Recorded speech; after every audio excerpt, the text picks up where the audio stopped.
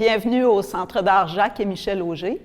Alors, dans le cadre du projet Racontage qui a lieu tout l'été à Victoriaville, projet conçu par Jeanne Couture, la commissaire qui a invité 4 collectifs d'artistes tout au long de l'été en résidence.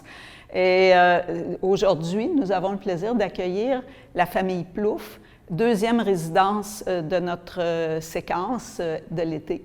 Alors, j'ai avec moi Léo, Guillaume et Emeline. Bonjour. Salut.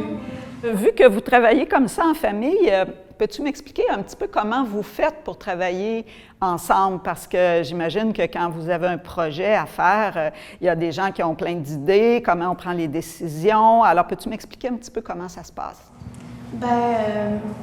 Premièrement, on fait un peu de recherche sur l'endroit où on fait l'œuvre, puis on apprend qu'est-ce qu'il y avait dans cette ville-là. Souvent, c'est plus les choses anciennes qu'on prend comme exemple. Puis après, on s'inspire de ça pour faire notre œuvre. Comme par exemple ici, Victo, on sait qu'ils sont un peu compétitifs, donc ils pensent que s'ils font créer la poutine, alors ils sont un peu en compétition avec les autres. Alors c'est ça qu'on a pris en exemple. Alors, on sait que le projet Racontage, c'est une succession de différentes résidences tout au long de l'été. Chaque collectif d'artistes passe 4 blocs de 3 jours. Vous avez travaillé durant le mois de juillet à Victo et votre idée de projet, parce que là, je vois que c'est la poutine, votre champ d'intérêt. Votre idée de projet, ça vous est venu comment? Parce que je sais que d'habitude, vous êtes intéressé par toute la culture populaire, mais qu'est-ce qui a fait que c'est la poutine que vous avez choisie? C'est sûr que c'est attrayant, là, Léo, de qu'est-ce que t'en dis? parler de poutine. Je pense que ça nous intéressait, alors on a choisi de parler de ça. C'est-tu quelque chose que t'aimes? Ouais. C'est sûr que c'est quelque chose qu'on aime bien manger. D'habitude, on n'en mange pas très souvent. Puis là, pour l'occasion... Pas très souvent. D'habitude, Mais non. pas si souvent que ça. Mais quand même. Une fois de temps en temps, mettons. Ouais. Mais là, dernièrement, pendant la résidence, on en mange beaucoup plus souvent que d'habitude. Est-ce que tu es d'accord avec cette phrase-là? Ouais. Alors, parce qu'on a fait un effort pour découvrir des endroits où on servait de la poutine à Victoriaville. Puis jusqu'à maintenant, on a essayé plusieurs, puis on va en essayer encore là, jusqu'à la toute fin.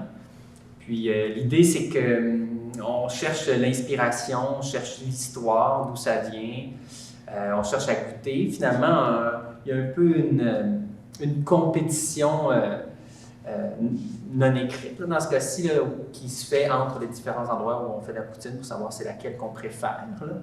Et puis, quand on parle aux gens d'ici, bien évidemment, ils nous disent c'est quoi leur préféré à eux. On sait que le projet Racontage, la demande qui a été faite par la commissaire, c'était de vous intéresser à la culture locale, à l'histoire de Victoriaville.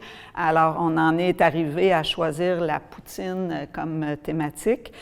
J'imagine qu'il y a eu un consensus, un conciliabule en famille pour décider ça.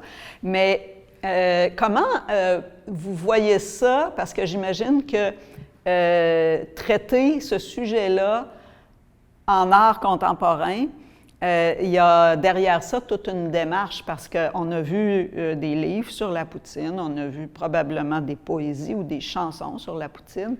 Mais comment vous voyez ça transposé en art visuel?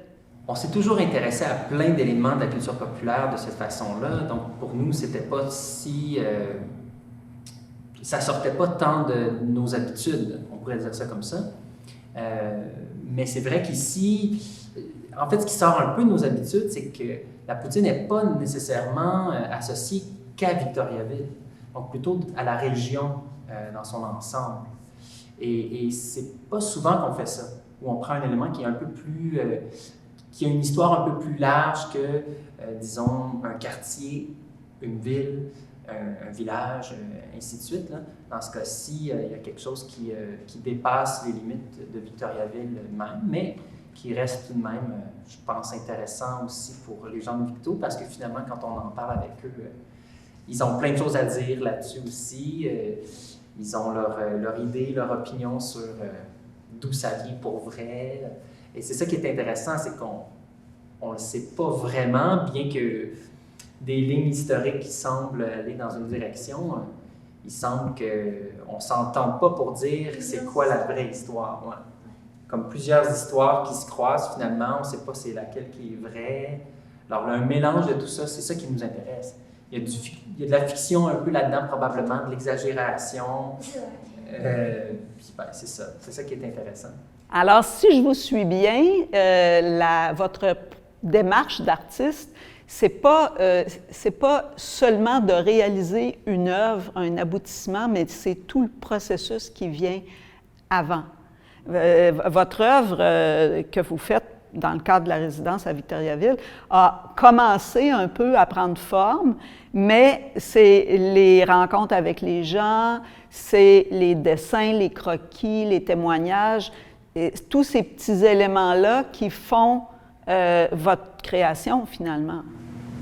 Oui. Ouais. Emeline, veux-tu nous en parler un peu, tu sais, les dessins et tout ça? Oui.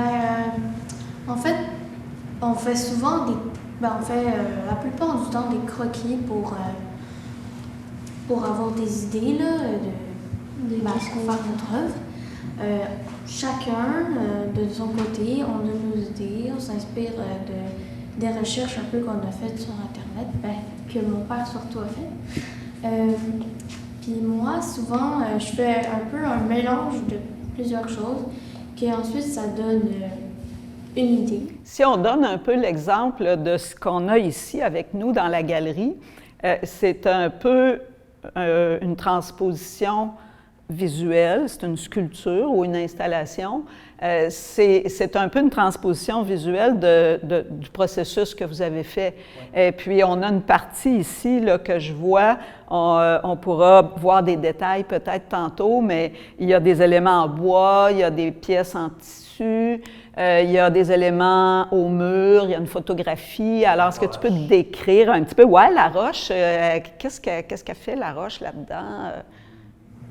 Oui, bien, dans le fond, chacun des ingrédients de la poutine, on a voulu les représenter avec différents matériaux. Veux-tu dire c'est quoi les matériaux pour chaque? Lesquels? C'est quoi les matériaux? Du bois pour les frites, des roches pour le fromage, on les a peinturées en blanc, puis la sauce, c'est pas... Ben, c'est ça, c'est quoi? Le tissu, là. Du tissu. Peut-être le tissu, on ne savait pas vraiment, là, mais... Ouais, ça nous a pris plus de temps de trouver qu'est-ce qu'on prendrait pour la sauce. Les autres, c'était pas mal plus. Ouais. Les roches, on n'était pas mal sûr parce qu'on trouvait que ça ressemblait déjà à du fromage. C'est déjà en forme de... Ouais, fromage en grain en plus. Et on a tous les ingrédients d'une poutine, mais en bois, en pierre et puis en tissu. Alors, c'est toujours des matériaux super simples, faciles à trouver, il n'y a rien de compliqué là-dedans. Mais je vois aussi que dans la galerie, il y a une voie ferrée. Ces ingrédients-là deviennent un chemin de fer. Est-ce qu'il y a un lien à faire avec l'histoire de Victo, encore une fois? Oui. Emeline, veux-tu nous dire pourquoi, non, celle-là? Bien, en fait, on a mis un chemin de fer dans la galerie parce qu'il y avait un train avant qui passait à Victo. Donc, on a comme un peu mélangé la poutine et les rails, je veux dire le train, qu'on a fait des rails. Donc, on a un peu installé nos ingrédients de poutine dessus les rails. Fait que ça fait un mélange des deux. Alors maintenant, on va se déplacer sur le site de la Roulotte, de la résidence d'artistes du projet Racontage, qui est justement située le long de la piste cyclable, qui était autrefois la voie ferrée.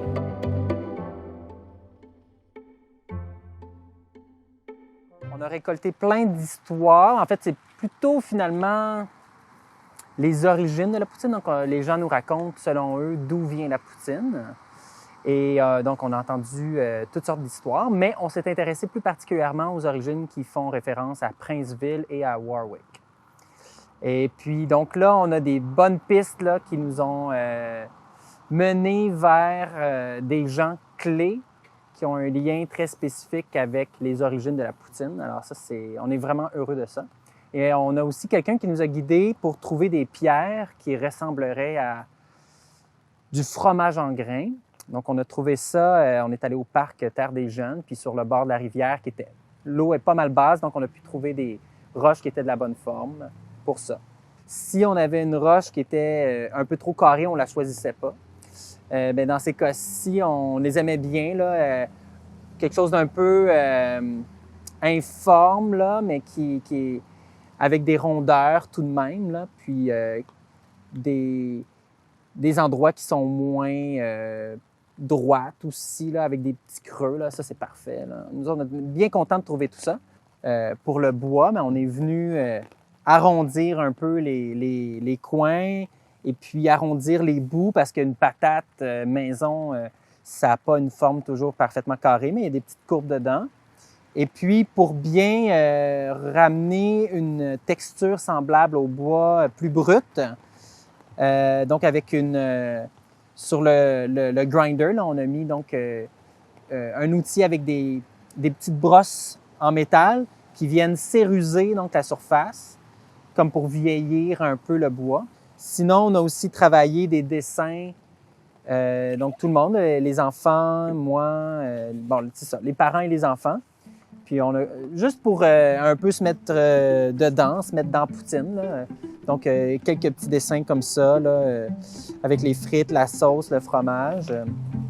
Puis à chaque fois qu'on va goûter une nouvelle poutine dans le coin, dans la région, on la prend en photo et ça peut nous inspirer pour le dessin ou des aquarelles.